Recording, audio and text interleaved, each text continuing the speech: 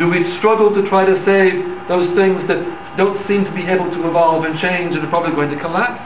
Or do we invest our efforts in those creative, new and different ways of doing things that will be the first steps towards this new kind of society we're trying to build for the future? And it's a challenge for all of us. It's a challenge for EBBF to say, where does it find the best targets for its vision? It's a challenge for IEF to say similarly, how can it use its basis in science to try to leverage more sustainability in society? And it's a challenge for each one of us as an individual. What is our place in all of this? What particularly capacities, knowledge, experience do we bring to this process? Where can we find our niche in this rapidly evolving and changing world? And we know that it's going to have to change very quickly. We've already seen a bit of the processes of change taking place here, because we've seen the old sharing their experience with the young. And we've seen the young giving new energy and new ideas to the old. And we've seen the strength that comes from organizations that combine both, that have this balance of old and young, rich and poor, from all over the world, that there's a process, a dynamic that takes place in such communities that give us a possibility for going forward that most parts of society don't have. This is pretty rare in society. Not many other organizations have that spread of diversity and can build on it and work together for constructive change. We also have seen the power of partnerships. And in many ways, yes, we may be very small as individuals, as organizations, but then you link up. EBBF links up with ISEC, and suddenly you get this magnifying effect all around the world. Or the IEF goes to United Nations meetings and presents ideas, and these begin to spread and to find their way to the final documents, and begin to influence thinking all around the world. So we can, through building those partnerships, by having the spirit of partnership, of sharing, of working together, we can do a lot to magnify our efforts and take things many steps further in the years ahead. And I think this is the process that can give us hope. And I think hope is perhaps the most important thing, because it's becoming so rare in society, and it will probably become increasingly rare as the problems of the world deepen.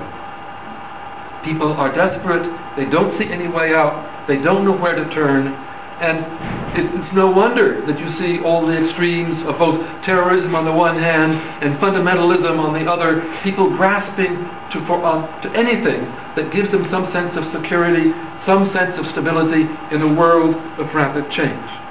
And so, well, even though we see issues like these failures of governance, we can no longer rely on governments to address and solve all these problems. They have too many dysfunctionalities in many ways. Some are leading ahead, many are falling behind, but government by itself is facing serious difficulties here.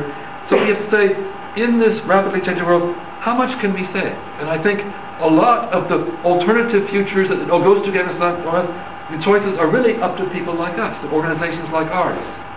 How much will be destroyed and lost in the process of change? How much will we be able to salvage and bring into the constructing of this new world? Will the house totally fall down, or can we save some of the windows and doors and some of the nice siding and those beautiful floors and some of the sculptures and other things, and make sure that we retain the strengths of the past even as we build to the future? How much can we smooth the transition? How much can we keep us from going quite so low before we come up again?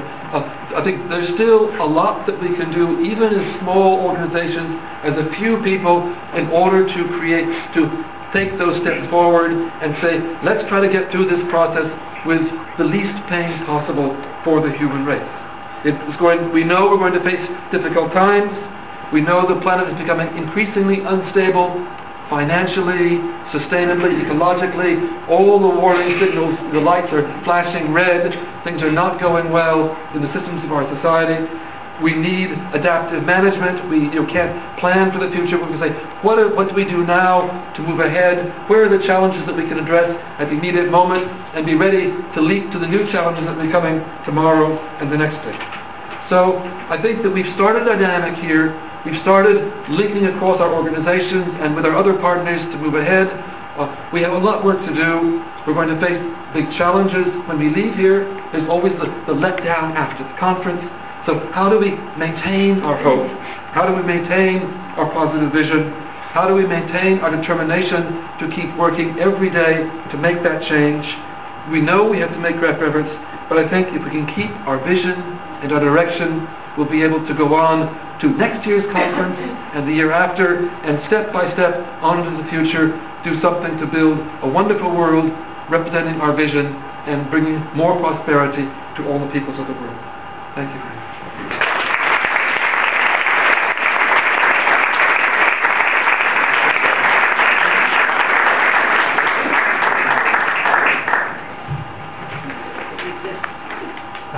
Silent.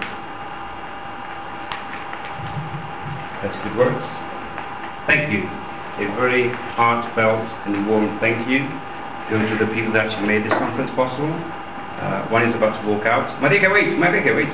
Hoda? Is Hoda here? Who did all the devotionals? Thank you very much, Hoda, for preparing all the devotionals.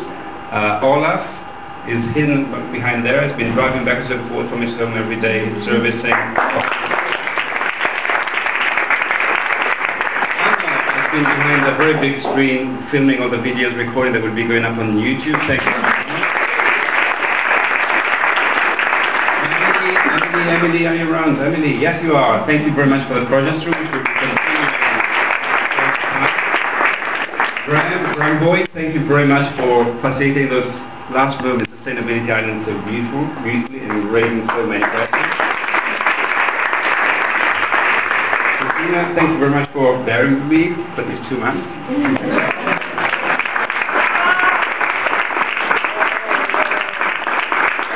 And the rest of the team has been doing so many midnight calls because of the time difference and everything else is Mika. Thank you very much.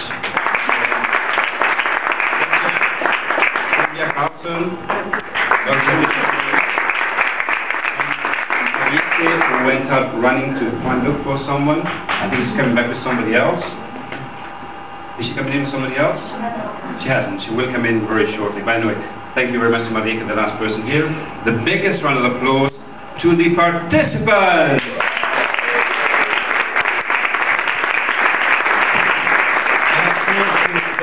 They have been serving us so beautifully with one.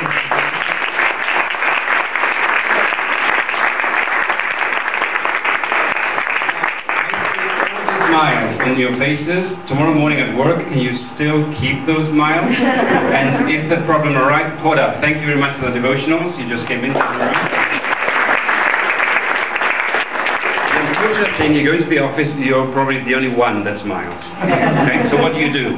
Don't stay there. Come back to EBBF, to IEF, to all your friends, because this remains. That's exactly what this network is for, to keep giving you the same energy that you have at this moment. Thank you very much.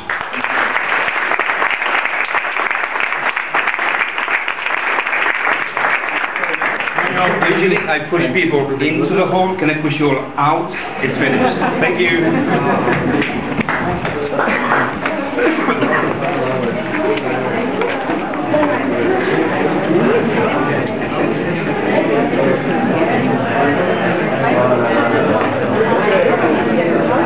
Do you know what that is? No idea. Do I make problems and move around? That was okay, you move within the frame. So sometimes you standing on the left side for a while or on the right side, but that's fine. I'm just filming you. Of course, I'm trying. Thank you. That's good, thanks.